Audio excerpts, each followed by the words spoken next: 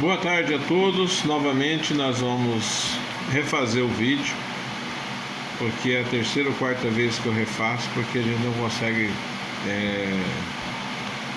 A internet é horrorosa aqui. Bem, nós falamos sobre as atividades do sindicato no período antes da pandemia, e nesse vídeo nós vamos tratar das atividades do sindicato depois da pandemia ou depois do auge da pandemia, porque em princípio a pandemia já tem outras ondas chegando no Brasil, na Europa, na Ásia. Então nós não estamos livres totalmente dessa crise sanitária mundial. Mas o Sindicato dos Trabalhadores Rurais tem atuado, mesmo no período de pandemia, de forma a ajudar e exercer sua atividade fim, né?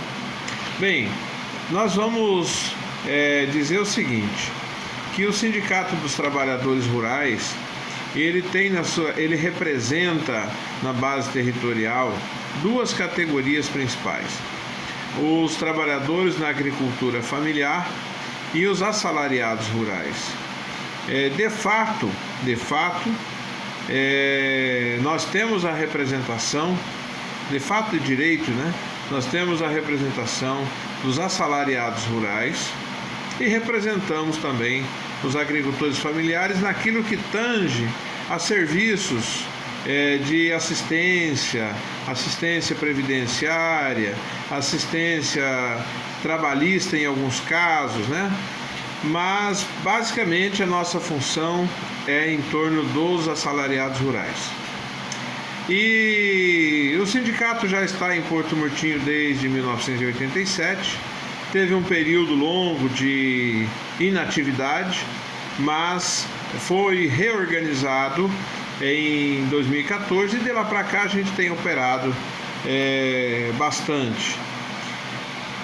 Nosso estudo tem por objetivo trabalhar a questão da assistência sindical no período pós-pandemia, enfrentando os problemas de financiamento e de dificuldade de relação com os trabalhadores em função das distâncias e da falta de consciência, e isso tudo contaminado por uma reforma trabalhista que esparramou a notícia de que o sindicato não é tão necessário quanto custa para o seu bolso, segundo os patrões diziam, né?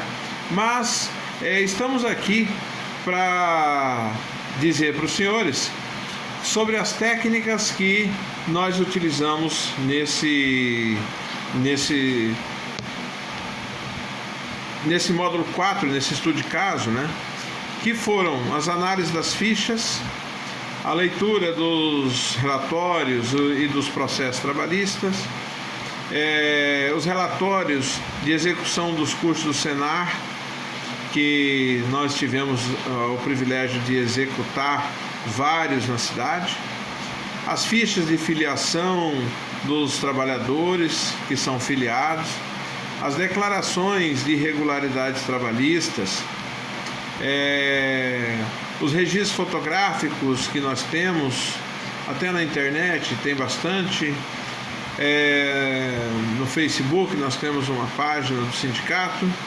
Enfim, a gente tenta dar a maior transparência possível a esses projetos, né, para poder que todo mundo tenha conhecimento.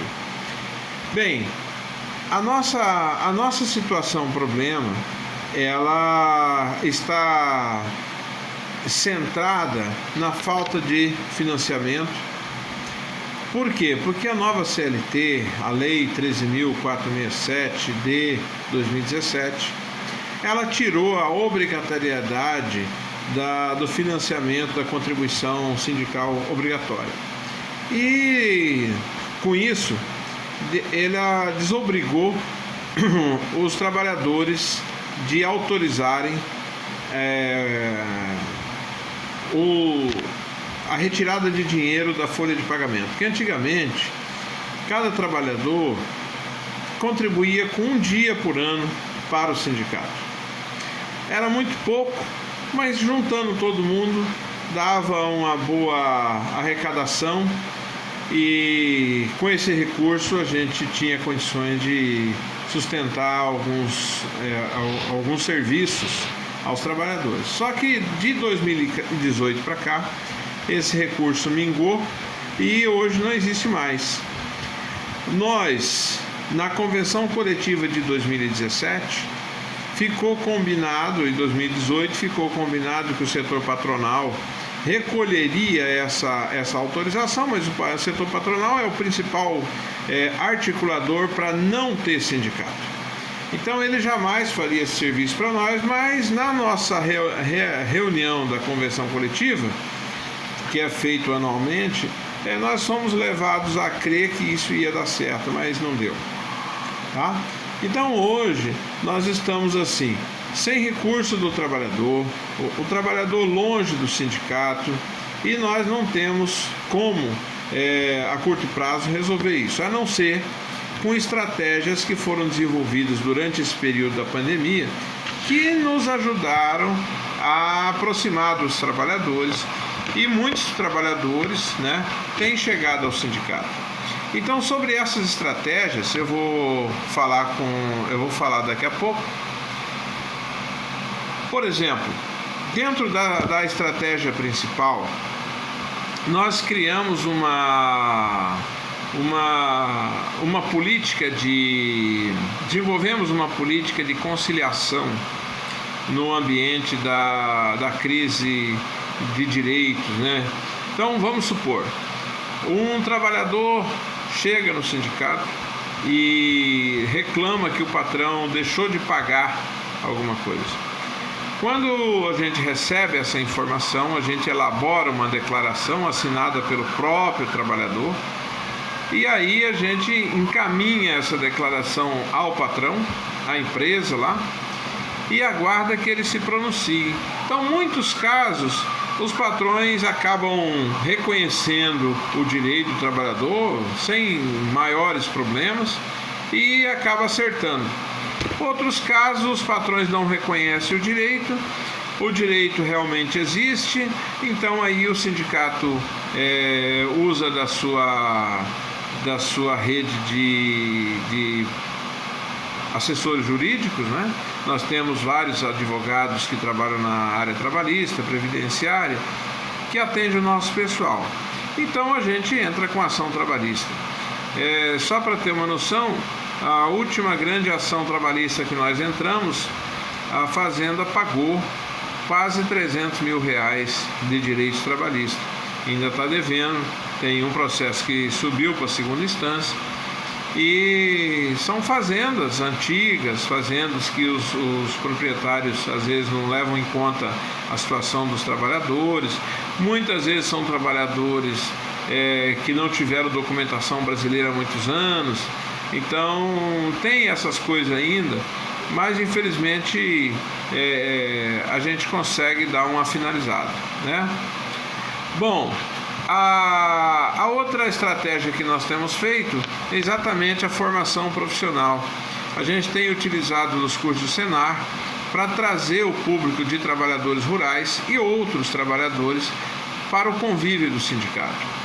Então, no início do ano, antes da pandemia, nós realizamos praticamente 30 cursos entre janeiro, fevereiro e março. E de outubro para cá, nós já fizemos nós faremos em torno de 40 cursos até dezembro.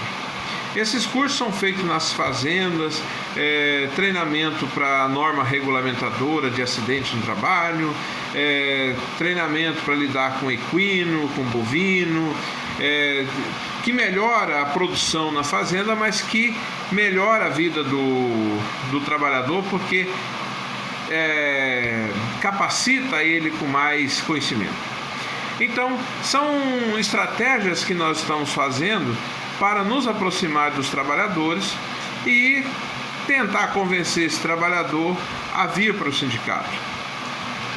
Porque o Estado brasileiro, depois da CLT e depois da nossa crise política de 2016, o Estado teve a tendência de se afastar da área de conflito trabalhista. Então, os trabalhadores estão, a grosso modo, abandonados, né? Especialmente os rurais. Quando ele tem uma categoria bem organizada, como os professores, como os médicos, os enfermeiros, é diferente, mas os trabalhadores rurais é uma categoria bastante rarefeita, né, dentro do território. Então você tem um território muito grande, com quase 2.000 trabalhadores, mas cada um vivendo a 20 quilômetros do outro, 10 quilômetros do outro, então eles não se falam. Eles não sentem os problemas coletivamente. Então, o sindicato, para burlar a crise financeira e agora com esse novo modo de vida no período pós-pandemia, nós somos obrigados a criar essas estratégias. Então, fazer o currículo para os trabalhadores desempregados. Ter uma política de conciliação das crises trabalhistas, propor esses acordos extrajudiciais, formar parcerias com clínicas médicas, odontologias, com a própria prefeitura, com escritórios de advocacia para atender o pessoal. Então, tudo isso são valores, né? Tem valores importantes embutidos, e que a gente precisa só que os trabalhadores se convençam de que esse caminho é importante. Bem, além disso, podemos afirmar que as alternativas que nós encontramos, que essas alternativas, elas têm nos ajudado a conviver nesse ambiente de crise, nesse ambiente de dificuldade. Os resultados que nós colhemos esse ano são importantes. Foi um ano difícil, foi um ano atípico, um ano que a gente esperava muito mais do que tivemos, mas estamos aqui acreditando em dias melhores. O funcionamento do Sindicato dos Trabalhadores, enquanto não sair alguma necessidade de fechamento por questão sanitária, ele continua com a sua porta aberta e continua atendendo o pessoal. Embora o Estado tenha se afastado desse ambiente, Murtinho não tem vara do trabalho, não tem escritório da agência do INSS, então os nossos trabalhadores estão fadados ao sofrimento, né? Sendo assim, eu quero agradecer a todos que estivemos juntos esse ano e dizer que foi um prazer muito grande para mim cursar junto com os senhores.